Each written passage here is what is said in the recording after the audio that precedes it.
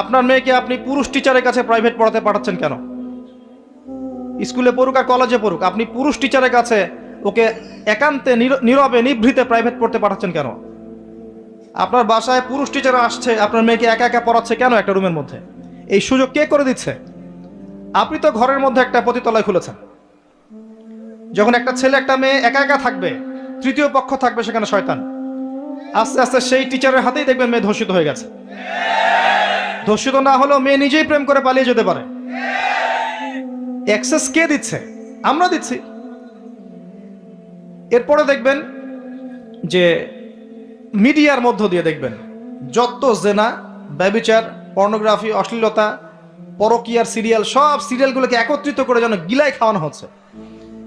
আপনি বাঘের মুখ থেকে হাড্ডি নিয়ে আসতে পারবেন, গোশত নিয়ে আসতে পারবেন, আপনার ওয়াইফের হাত থেকে রিমোট নিতে পারবেন না।